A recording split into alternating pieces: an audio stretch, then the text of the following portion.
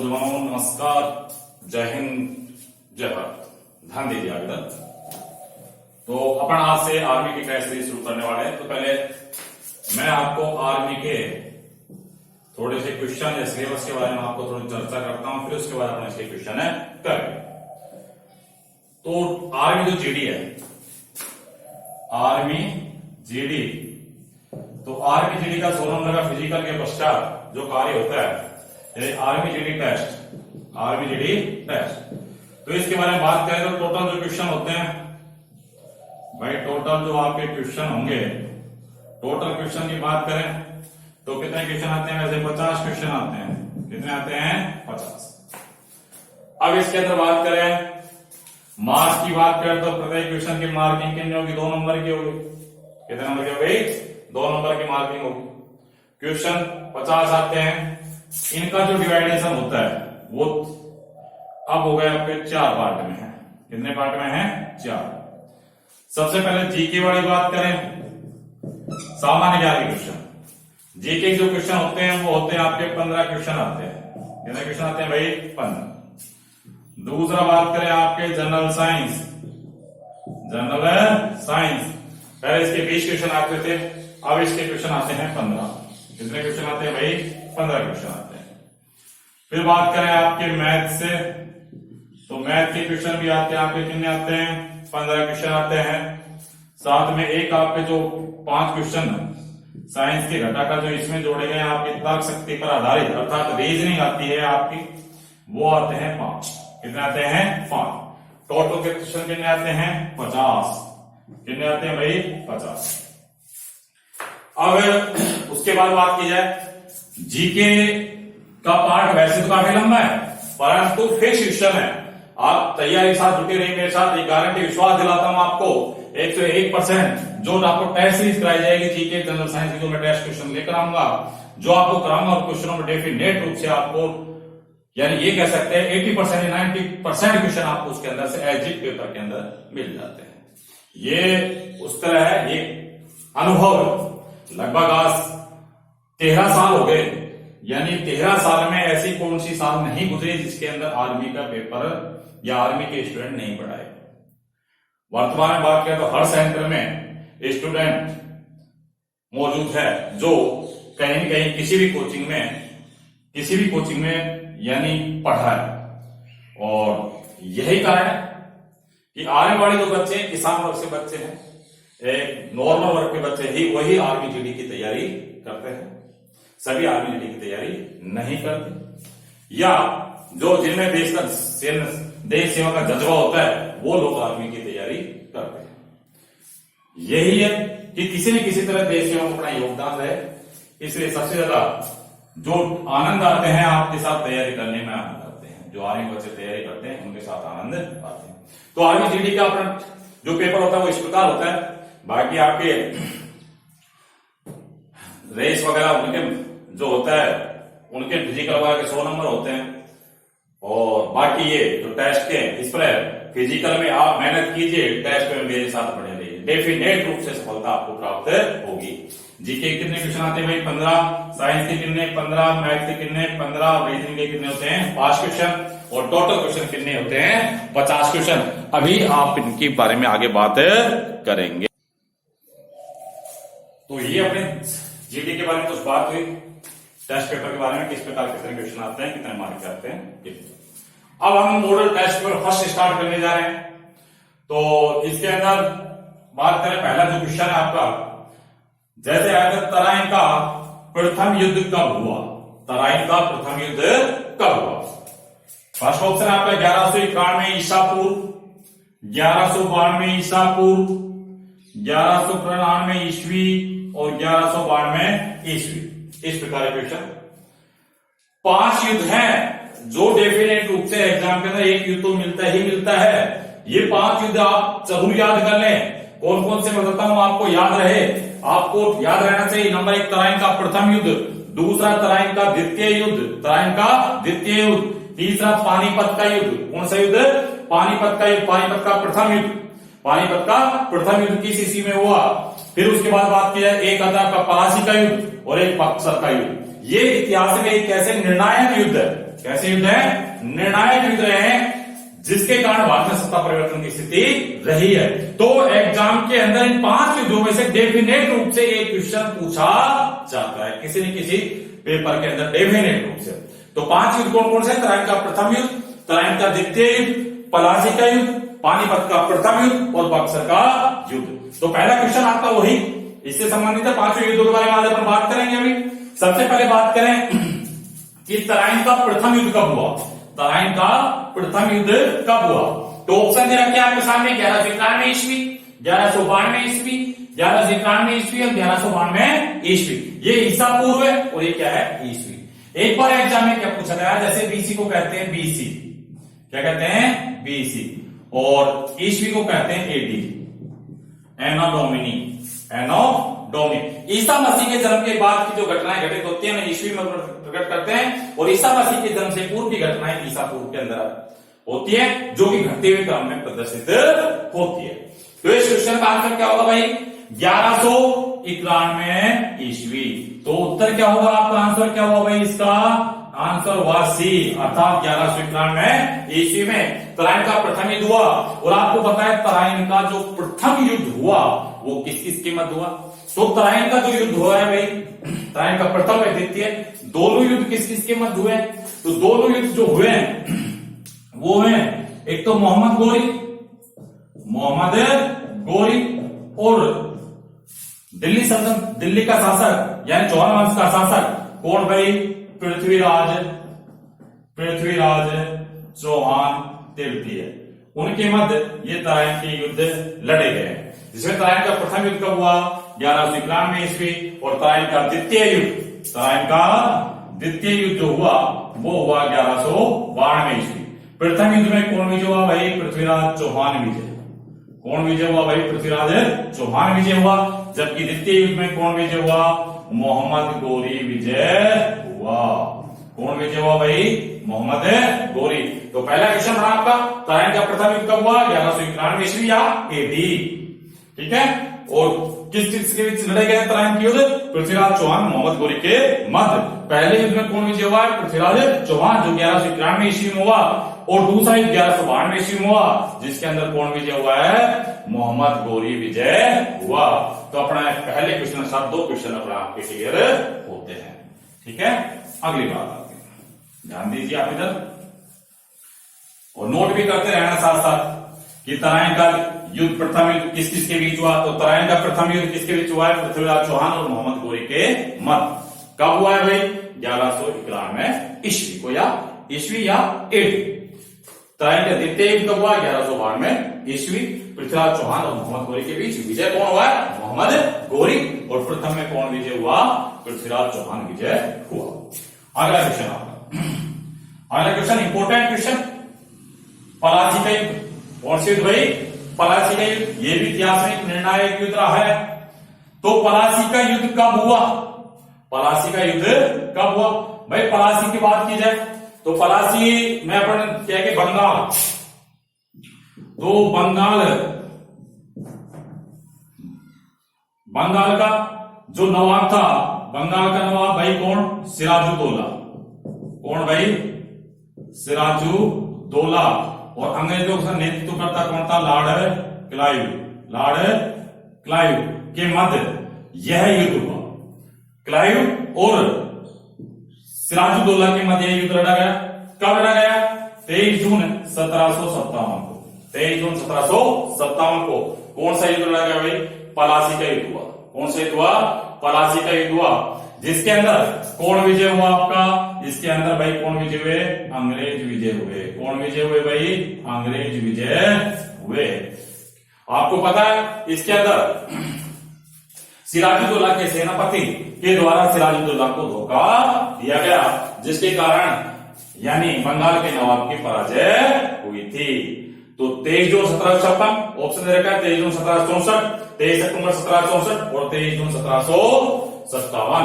हाँ, एक डेट है यहां पर, ये डेट इंपोर्टेंट हो है भाई। 2 युद्ध बताया था मैंने आपको, 5 युद्धों में से 2 युद्ध की बात हम ऊपर कर चुके हैं। एक तो युद्ध की बात करते हैं तराइन का प्रथम और एक तराइन का द्वितीय।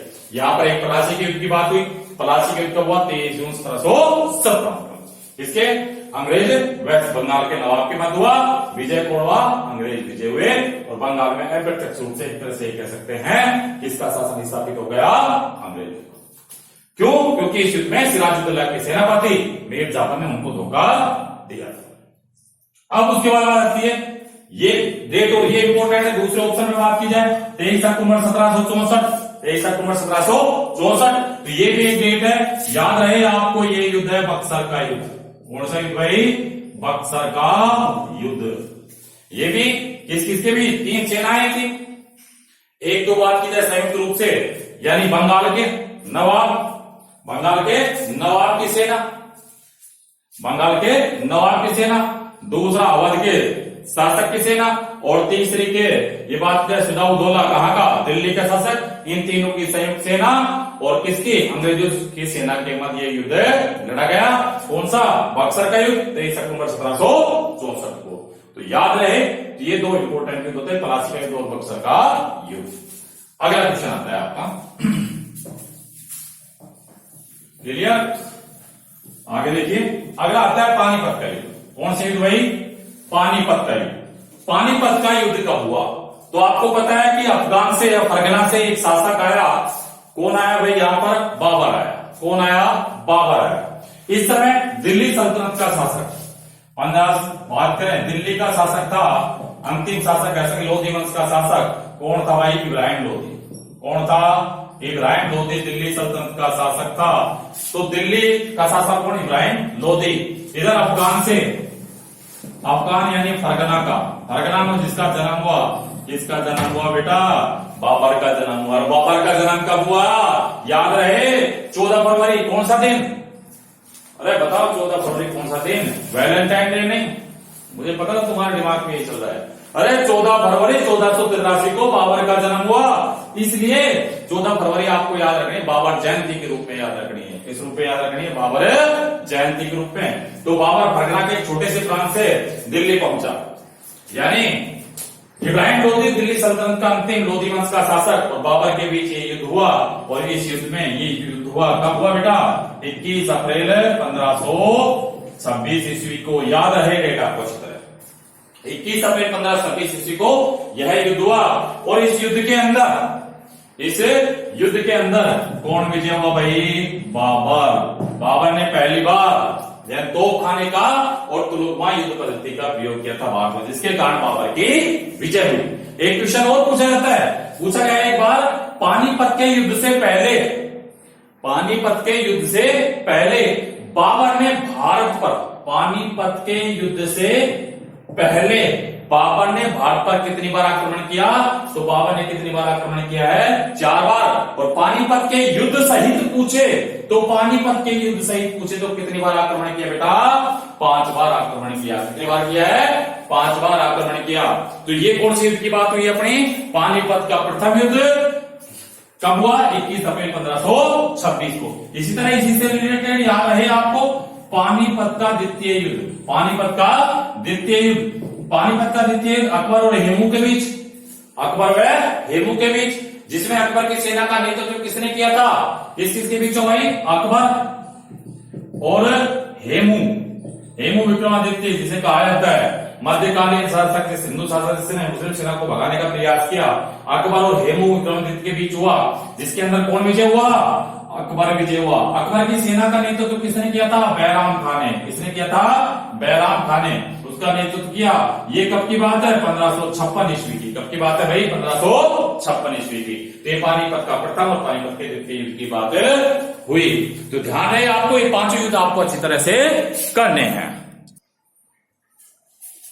इसके बाद अपना अगला क्वेश्चन आता है कि कर्क रेखा भारत के कितने राज्यों से गुजरती है? तो पहले आपको पता होना चाहिए कर्क रेखा है क्या। तो कर्क रेखा के बारे में बात की जाए तो ये अपने भूगोल के अंदर 0 डिग्री रेखा अक्षांश रेखाएं बोलते हैं। 0 डिग्री अक्षांश रेखा विषुवत रेखा कहलाती है। इसको ऊपर वाला भाग उत्तरी गोलार्ध, नीचे वाला क्या कहता है? दक्षिणी गोलार्ध। तो ऊपर जो स्थित अक्षांश रेखाएं इसके समांतर, तो उन्हें क्या कहते हैं? उत्तरी अक्षांश रेखाएं कहते हैं, जबकि नीचे वाली रेखा को दक्षिणी अक्षांश रेखा कहते हैं। तो 23.5 डिग्री, कितने डिग्री? 23.5 डिग्री कौन सी भाई? उत्तरी अक्षांश रेखा। 23.5 डिग्री उत्तरी अक्षांश रेखा आपकी कौन सी रेखा कहलाती है? करक रेखा कहलाती है। 23.5 डिग्री उत्तरी अक्षांश रेखा आपकी करक रेखा कहलाती है, जबकि 23.5 डिग्री दक्षिणी अक्षांश रेखा वो आपकी कौन सी रेखा कहलाती है भाई? मकर रेखा कहलाती है। और 0 डिग्री रेखा आपकी पृथ्वी के मध्य से गुजरती है, उसे भूमध्य रेखा या विषुवत रेखा के नाम से भी जानते हैं। 23.5 डिग्री उत्तरी अक्षांश रेखा अर्थात इस रेखा को क्या कहा आपने? करक रेखा। क्या कहा भाई? करक रेखा। करक रेखा वैसे बात की जाए तो 3 महाद्वीपों में से गुजरती है। टोटल महाद्वीप कितने हैं? 7।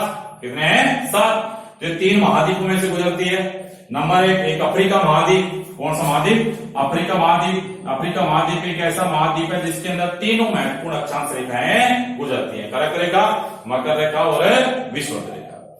फिर एक बात की जाए, एक महाद्वीप और उत्तरी अमेरिका। कौन सा अमेरिका? उत्तरी अमेरिका में से भी कौन सी रेखा गुजरती है? आपकी करक रेखा। और एक आपके अपने कौन सा? एशिया भाई। कौन सा? एशिया महाद्वीप के अंदर से भी करक रेखा गुजरती है। और करक रेखा की बात की जाए तो करक रेखा भारत के मध्य से गुजरती है। कितने राज्यों में से गुजरती है? 8 राज्यों में से। भारत के कितने राज्यों में से गुजरती है भाई? 8 राज्यों में से रेखा गुजरती है करक रेखा। याद रहे आप, ध्यान रहे, यह रेखा पाकिस्तान में से नहीं गुजरती। पूछा इनमें से किस देश में गुजरती है तो ऑप्शन दे, तो ध्यान रखना पाकिस्तान में से नहीं गुजरती। तो भारत के 8 राज्यों में से गुजरती है। तो 8 राज्य आपके शॉर्ट ट्रिक के माध्यम से याद रहे। शॉर्ट ट्रिक बताता हूं आपको, कितने राज्यों में से गुजरी भाई? ये 8 राज्यों में से। कितने राज्यों में से? 8 राज्यों से। शॉर्ट ट्रिक क्या है? याद रहे, स्टाइल आपको माननी है। शॉर्ट ट्रिक जो है, मित्र रांझा पंछी मध्य गुजरात का है। मित्र कहां का है? मित्र आपका मित्र है रांझा, ये रांझा। मित्र रांझा पंछी मध्य गुजरात का है। मी से बेटा क्या हो गया? मिजोरम। मी से क्या हो गया? मिजोरम। त्रै से क्या हुआ? त्रिपुरा। रा से क्या हुआ? राजस्थान। मी से क्या हुआ बेटा? ध्यान देता, कौन कौन से 8 राज्य हैं? याद रहे आपको ये करक रेखा कितने राज्यों में से? 8 में से। नंबर 1 क्या हुआ? मिजोरम। कौन सा बेटा? मिजोरम। दूसरा मित्र क्या हुआ? त्रिपुरा। मित्र रांझा, रा से क्या हुआ बेटा? राजस्थान। झैर रांझा, झा से क्या हो गया? झारखंड। क्या हो गया बेटा? झारखंड। मित्र रांझा, पैसे क्या हुआ आपका? पश्चिम बंगाल। पंछी, छ से क्या हो गया बेटा? छत्तीसगढ़। मित्र रांझा पंछी मध्य गुजरात का। मध्य से क्या होगा बेटा? मध्य प्रदेश। और 8वां है आपका गुजरात। तो आपका मित्र रांझा है, रांझा पंछी है, तो वो कहां का है? मित्र रांझा पंछी मध्य गुजरात का। मध्य से क्या बढ़ गया? मध्य प्रदेश और गुजरात। तो करक रेखा भारतीय कितने राज्यों में से गुजरी? 8 राज्यों में से गुजरती है। ठीक है, तो ये 8 राज्य आपको याद रहे। प्रश्न आता है, करक रेखा भारतीय किस राज्य से नहीं गुजरती? किस राज्य से नहीं गुजरती? इन 8 को छोड़कर बाकी से नहीं गुजरती। तो ये याद रहे, ये 8 राज्य कौन कौन से हैं? मित्र रांझा पंछी मध्य गुजरात का। इसके बाद अगला जो क्वेश्चन आता है आपका, दिया गया है कि भारत में वर्तमान में कुल कितने राज्य हैं? वर्तमान में भारत में कुल कितने राज्य हैं? तो याद रहे, जम्मू कश्मीर पहले था जब कितने थे? 29 थे। अब वर्तमान में बात करें तो कितने राज्य हैं? 28। कितने हैं? 28। और केंद्र शासित प्रदेश पूछे तो केंद्र शासित प्रदेश दमन दीव, उनके दमन दीव और जो गुजरात वाले थे तो दादरा नगर वाले, वो दोनों एक हो चुके हैं, जिसके कारण कितने के ड्यूटी रह गए हैं? केंद्र शासित प्रदेश कितने वर्तमान में? 8। कितने हैं? 8। और राज्यों की बात की जाए तो कितने राज्य? 28। कितने राज्य? 28। तो इस तरह ये 5 क्वेश्चन और 5 क्वेश्चन में समाहित हो गया बहुत सारा, यानी कि जो डिटेल से आपको बताई गई करक रेखा।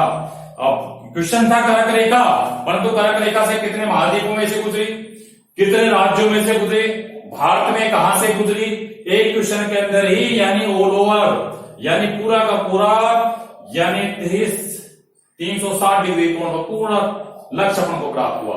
तो इस तरह इन 5 क्वेश्चनों को आपको अच्छी तरह कॉपी के अंदर जैसा डिटेल से होता है उसी तरह आपको नोट करना है। तो निश्चित रूप से आपको कोई ना कोई क्वेश्चन एग्जाम के अंदर मिल जाता है। और इसी तरह आपको लगातार तैयारी करनी है, रोज आपको इसी तरह क्वेश्चन मिलेंगे टेस्ट सीरीज के आधार से, और आपको जुड़े रहना है। डेफिनेट रूप से जब आप पेपर एग्जाम दोगे तो आपको क्वेश्चन ऐसा लगेगा नॉर्मल पेपर आराम से, क्योंकि ये क्वेश्चन इसी तरह आपको पेपर के अंदर मिल जाते हैं। तैयारी करते रहिए, साथ साथ बने रहिए, और जो अपना चैनल है चौहान जीके यूट्यूब, उसको सब्सक्राइब करते रहिए और शेयर भी करते रहिए, बेल आइकन जो घंटी है उसको भी साथ साथ क्लिक करते हैं, जिससे आपको इसके नोटिफिकेशन आपको पता लग जाए।